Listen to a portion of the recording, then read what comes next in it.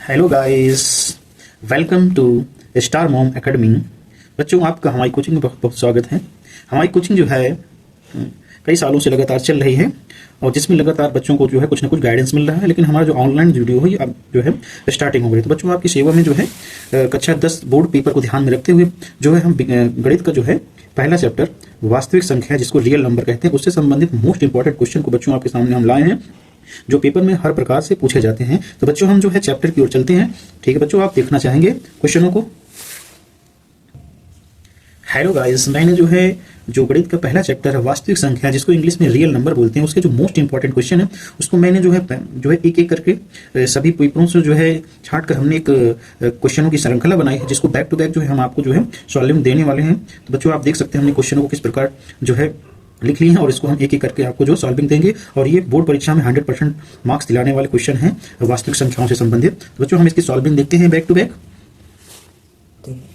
देखिए बच्चों, जो पहला क्वेश्चन है पूछा गया है, यदि लासा 77 और 99 का जो है 693 दिया गया है तो उसमें से पूछा गया है कि इन्हीं दोनों नंबर का मासा क्या होगा। तो बच्चों, हम क्या करेंगे, इसको सॉल्व करने का प्रयास करते हैं। सबसे पहले हम नंबर लिखेंगे। नंबर दिए गए हैं 77 और 99 दिया गया है। सबसे पहले इसका फैक्टर करेंगे। 77 का जो फैक्टर होता है वो हो जाएगा 7 × 11 और 99 का हो जाएगा 9 × 11। बच्चों, इसका जो है मासा केवल पूछा गया है। तो मासा के लिए जो होता है जो उभयनिष्ठ गुणनखंड होता है इसका यानी कि जो कॉमन होता है वही इसका मासा होता है। तो इन दोनों नंबर यानी 77 और 99 का जो है कॉमन जो फैक्टर है वो 11 है। बच्चों, इस क्वेश्चन का यही राइट आंसर होगा। ये जो है ऑप्शनल में और जो है अतिलघु में पूछे जाते हैं इस प्रकार के क्वेश्चन। इस प्रकार जो है हमने पहले क्वेश्चन का आंसर बच्चों समझ लिया है। क्वेश्चन था, यदि लासा 77 और 99 का 693 है तो मासा क्या होगा इस नंबर का। तो बेटा, इसका जो मासा होगा वो 11 होगा। अगले क्वेश्चन की ओर बढ़ते हैं। देखिए बच्चों, जो दूसरा क्वेश्चन है ये पेपर में एक बार पूछा भी जा चुका है कि दो संख्याओं का मासा 27 है तथा उनका लासा 62 है। यदि उनमें से एक संख्या 54 है तब दूसरी संख्या क्या होगी। देखिए बच्चों, इसमें एक फार्मूला यूज होता है। जो फार्मूला है लासा गुणे मासा बराबर पहली संख्या यानी फर्स्ट नंबर गुणे सेकंड नंबर। बेटा, इसमें हम क्वेश्चन फिर से पढ़ेंगे। दो संख्याओं का मासा 27 है तो मासा के स्थान पर 27 रख देंगे तथा उनका लासा 62 दिया गया है और उनमें से एक संख्या का मान 54 दिया गया है और दूसरी संख्या को पूछा गया है सेकंड नंबर को। तो हम क्या करेंगे, ये इधर मल्टीप्लाई में है, इधर आएगा तो डिवाइड में हो जाएगा। तो 62 मल्टीप्लाई 27 अपॉन 54 हो जाएगा। बेटा, हम क्या करेंगे, अब इनको जो है काटने का प्रयास करेंगे। 9 से इसको काटेंगे तो 6 टाइम में होगा, 9 से ये 3 टाइम में हो जाएगा। उसके बाद जो है हम क्या करेंगे, इस 3 से ये 6 जो है 2 बार में कट जाएगा। उससे इसको काटेंगे तो जो है आपका जो है 31 इसका जो होगा राइट आंसर होगा यानी सेकंड नंबर। यानी कि पूछा गया था क्वेश्चन में पूछा गया था कि दूसरी संख्या क्या होगी। तो इसकी जो दूसरी संख्या है बेटा वो 31 होगी, इसका सही आंसर होगा। अब हम जो है अगले क्वेश्चन की ओर बढ़ते हैं। अगला क्वेश्चन जो है 2025 के पेपर में पूछा भी गया था कि संख्याओं 26 और 91 का अभाज्य गुणनखंड विधि द्वारा लासा और मासा दोनों। बेटा, इस क्वेश्चन में लासा और मासा दोनों चीज पूछी गई है। तो हम क्या करेंगे बेटा, इसको समझेंगे। यानी थर्ड नंबर में लिखा है संख्याओं 26 और 91। देखिए दो संख्याएं हैं और इसका हम जो है अभाज्य गुणनखंड कहा गया है, अभाज्य गुणनखंड। तो अभाज्य गुणनखंड हम क्या करेंगे, 26 को यदि तोड़ेंगे तो ये हो जाएगा, यानी हम लिख सकते हैं 2 × 13 यानी 13 दूनी 26 हो जाएगा।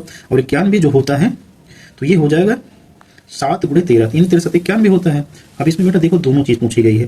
पूछा गया है मासा बताना है और लाशा हम लोगों को बताना है। तो मासा जो होता है आपको बेटा पहले क्वेश्चन में हम समझा दिए थे कि जो दोनों नंबर का सार गुणनखंड होता है यानी जो कॉमन मल्टीपल होता है उसी को मासा बोलते हैं। तो इसमें कॉमन जो है 13 यानी 13 है जो इस क्वेश्चन का सही आंसर होगा।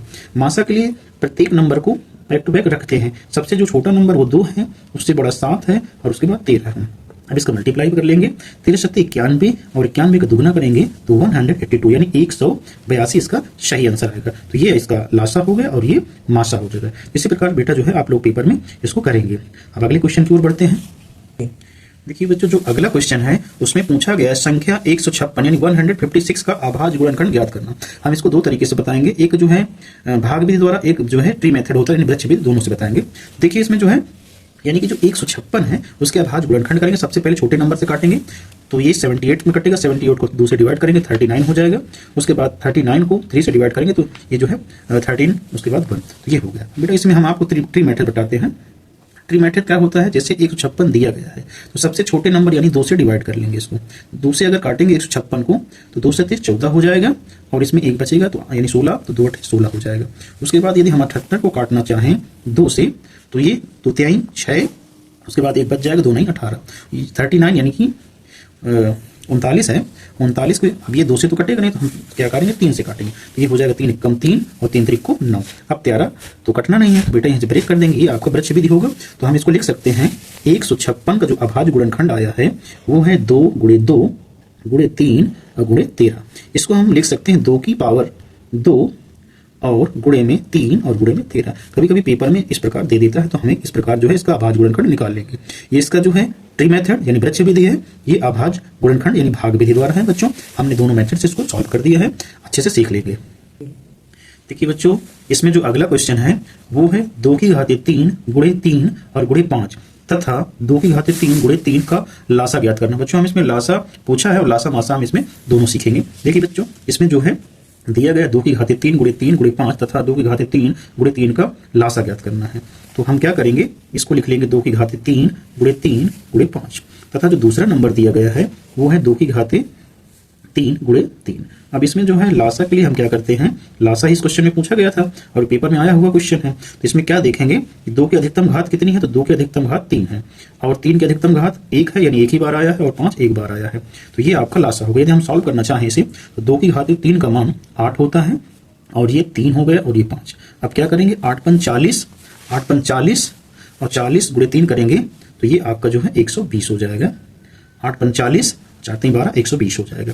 तो पेपर में यानी अगर इस प्रकार आंसर दे तो उसको टिक कर देंगे, अगर जो है सॉल्व करके दो तो हम इस प्रकार कर देंगे। इस क्वेश्चन का यही जवाब होगा बेटा। अब देखते हैं अगला क्वेश्चन बोर्ड पेपर की दृष्टि से मोस्ट इंपॉर्टेंट है। बच्चों इसको आप पुनः देखते रहें और अपने दोस्तों तक शेयर करते रहें।